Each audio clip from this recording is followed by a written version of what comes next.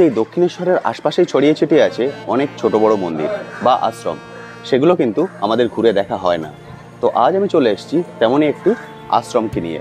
ভোগ প্রসাদের কুপন মূল্য 70 টাকা। আর তো আমি এখন চলে এসেছি মহারাজের ঘরে। মহারাজের নাম রমন দাস বাবাজি। এখানে বকুলেশ্বর মহাদেব আছেন। গোশালাটি কিন্তু খুবই সুন্দর। এটি হলো নাট মন্দির।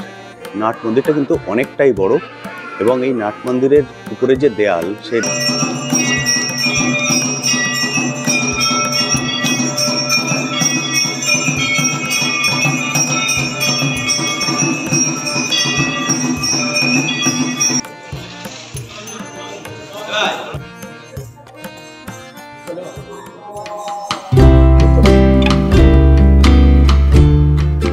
হ্যালো বন্ধুরা, কেমন আছেন? আশা করি সকলেই ভালো আছেন।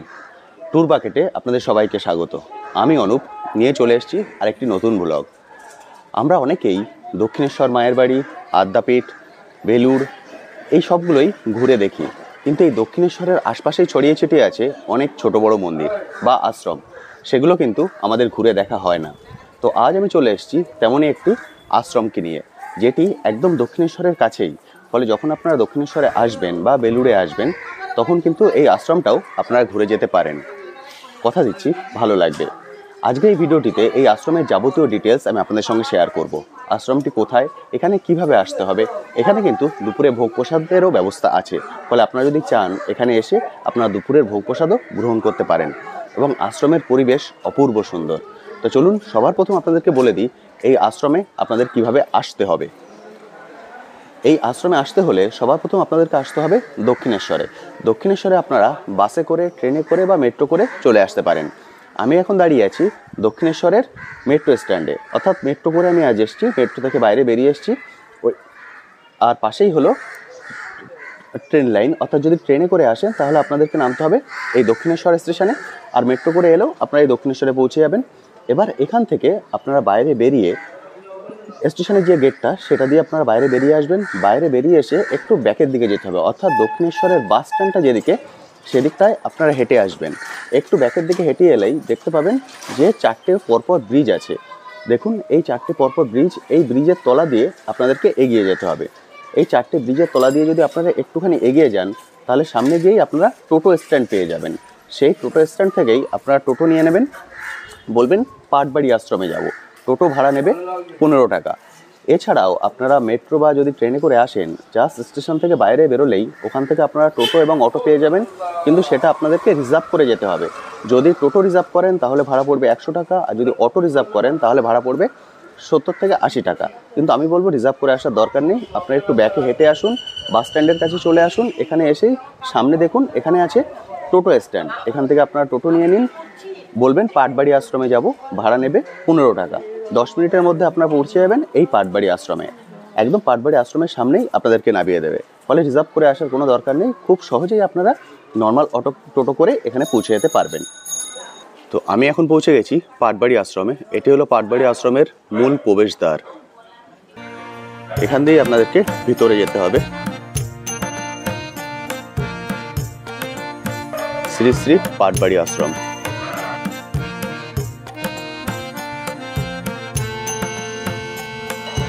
এখান দিয়ে আপনারা ভিতরে চলে যাবেন। যখন টোটো করে আসবেন, টোটো কিন্তু একদম সামনে চলে আসবে। আর যেহেতু আমি একা ছিলাম, টোটো একদম ভিতরে চলে গেছিল, ভিতরে গিয়েই আমাকে নামিয়ে দিয়েছে।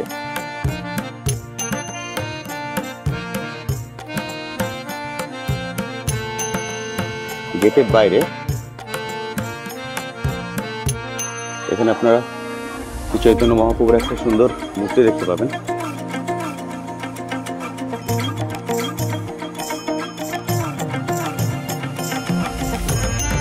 এখানে আরেকটা মূর্তি আছে।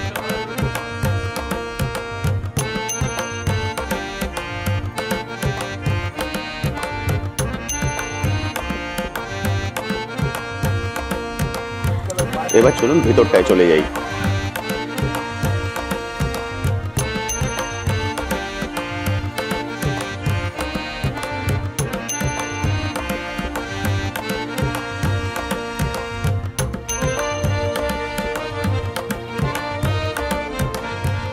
আশ্রমটা কিন্তু অনেকটাই বড়। অনেকটা বড় জায়গা নিয়ে এই আশ্রম চত্বরটি। যখন এখানে আসবেন অবশ্যই হাতে সময় নিয়ে আসবেন, তাহলে পুরো জায়গাটা আপনারা ঘুরে দেখতে পারবেন। চলুন সবার প্রথম এদিকটায় চলে যাই। এদিকে আছে অফিস ঘর।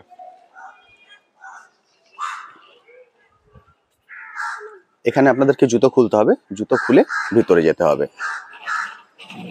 আপনাদেরকে বলেছিলাম এখানে দুপুরে ভোগ প্রসাদের ব্যবস্থা আছে। যদি ভোগ প্রসাদের কুপন কাটতে চান তাহলে আপনাদেরকে এই অফিস ঘর থেকেই ভোগ প্রসাদের কুপন কেটে নিতে হবে। তো চলুন এবার গিয়ে ওনার সঙ্গে কথা বলে নেব এবং ভোগ প্রসাদের কুপনটা কেটে নেব। এটা অফিস ঘর।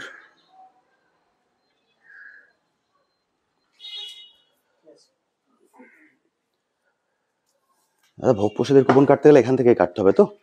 ভোগ প্রসাদের কুপন মূল্য 70 টাকা। আর টাইমটা একটু বলে দেবেন কোন সময় থেকে কোন সময়ের মধ্যে কাটতে হবে? 9টা থেকে 11টার মধ্যে। 9টা থেকে 11টার মধ্যে আপনাদের ভোগ প্রসাদের কুপন কাটতে হবে। ভোগ প্রসাদের কুপন মূল্য হলো 70 টাকা।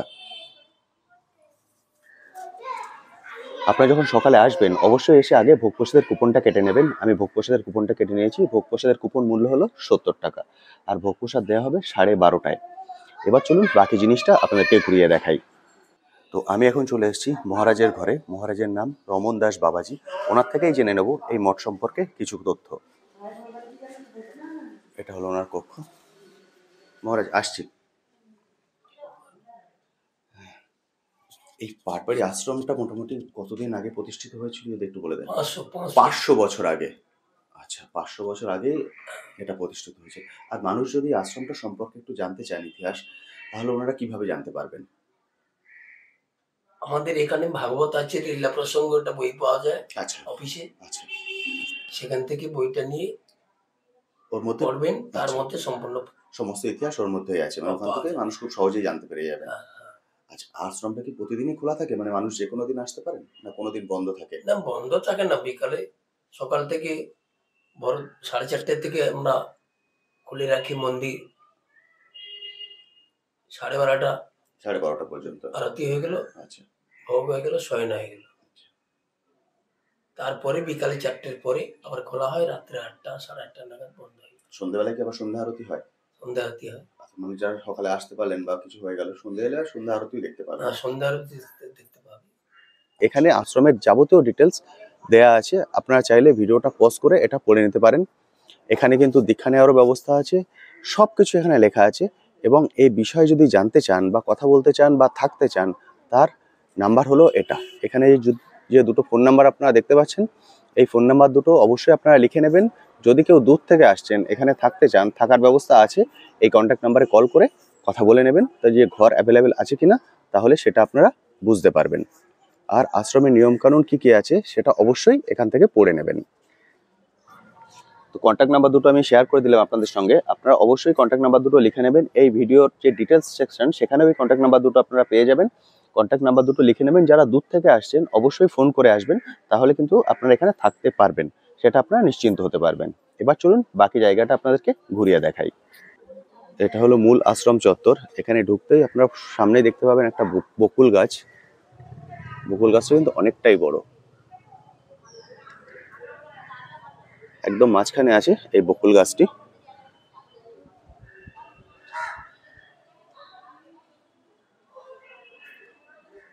এর পাশ দিয়ে আপনারা চলে যাবেন। আপনারা যদি চান পার্সোনাল কার নিয়েও কিন্তু আসতে পারেন। এখানে পার্কিং এর ব্যবস্থা আছে।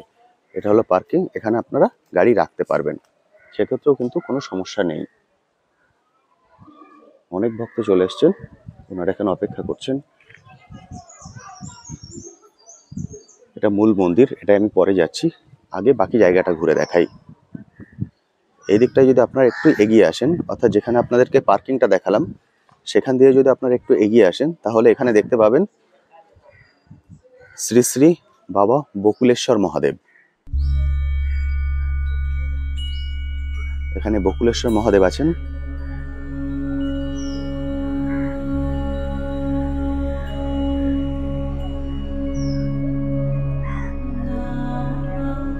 এখানে একটা মূর্তি আছে, আর এখানে আছে শিবলিঙ্গ।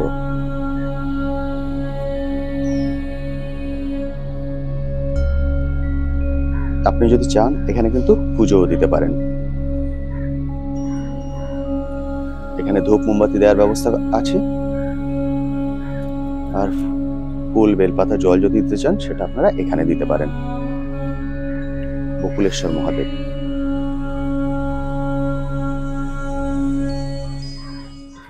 এটা হলো মন্দিরের ব্যাক সাইড। এদিকটায় চলে গেলে আপনারা গোশালায় পৌঁছে যাবেন। এখানে কিন্তু একটা খুব সুন্দর গোশালা আছে। যদি সেটা দেখতে চান তাহলে আপনাদেরকে এই ব্যাক সাইডটাই যেতে হবে, তাহলে আপনারা গোশালাটা দেখতে পাবেন। এটা হলো মূল মন্দির। এখান দিয়ে আপনারা চলে এলেন, এটা হলো মন্দিরের ব্যাক সাইড। এই ব্যাক সাইডের এই রাস্তাটা ধরে সোজা যদি চলে যান, ওই কোনায় হলো গোশালা। এইটা ধরে আপনাদেরকে এগিয়ে যেতে হবে। এটা হলো প্রসাদ কক্ষ। এই রাস্তাটা ধরে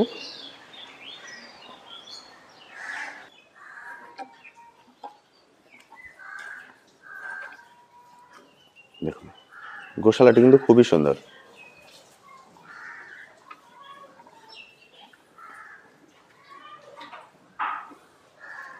অনেকগুলি গোমাতা আছেন।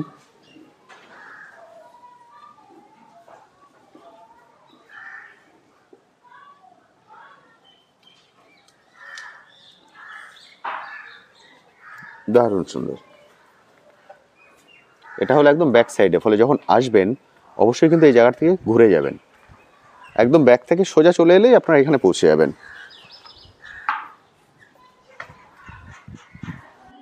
আমি আশ্রমের এই দিকটা আপনাদেরকে দেখিয়ে দিলাম, এইদিকে কি কি আছে। এবার চলুন এদিকটা ঘুরে দেখাই। যখন এখানে আসবেন অবশ্যই হাতে অনেকটা সময় নিয়ে আসবেন, কারণ আশ্রম চত্বরটা কিন্তু অনেকটাই বড়। এবার চলুন এদিকটায় চলে যাই। আপনারা যদি এদিকটায় চলে আসেন, একদম সামনে এখানে একটা মন্দির দেখতে পাবেন। এটা পুরো কাঁচ দিয়ে আটকানো আছে।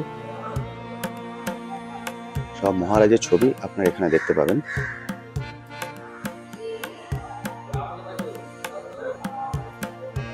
সমাধি মন্দির।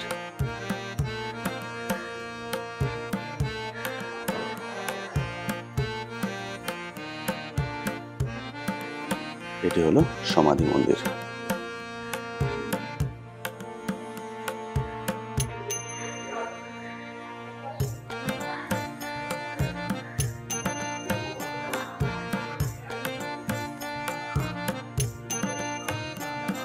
এটি হলো ওনার সমাধি মন্দির।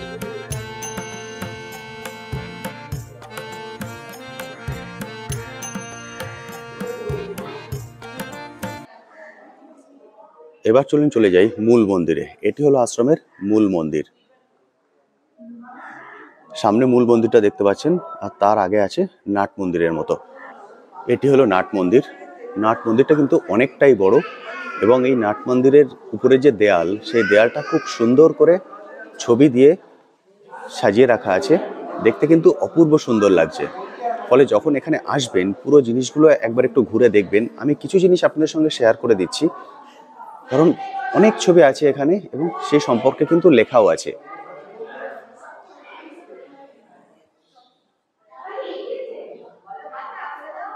কলিযুগের পাবন অবতার শ্রী শ্রী নিত্যানন্দ গৌরাঙ্গ। এখানে একটি ছোট্ট তুলসী মঞ্চ আছে।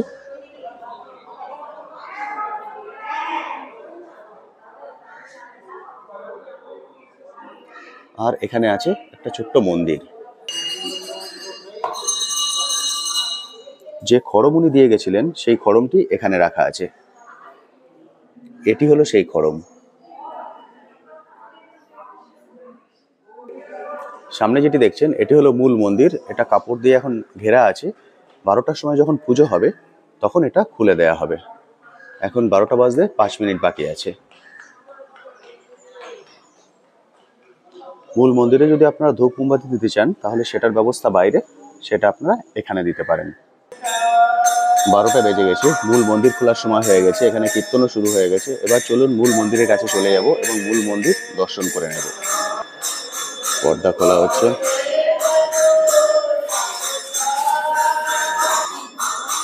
এটা হলো মূল বিগ্রহ। এটাই গৌর, সামনে গোপাল।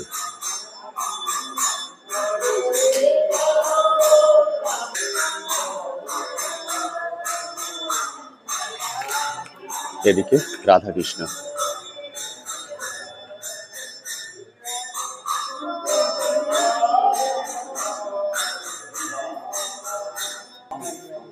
এদিকে আছেন জগন্নাথ, বলরাম, সুভদ্রা।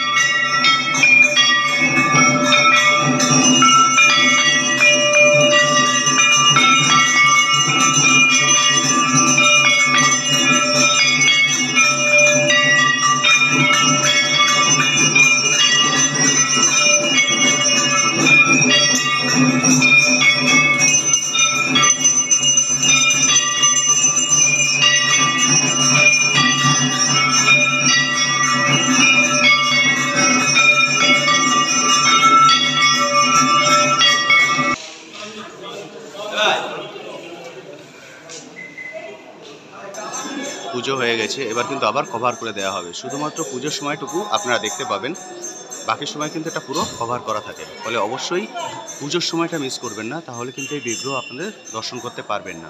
শুধুমাত্র পুজোর সময় খোলা হয় দরজা, বাকি সময় বন্ধ করা থাকে।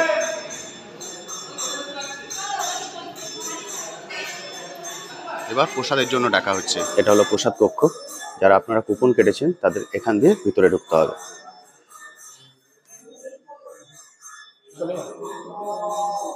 ভিতরে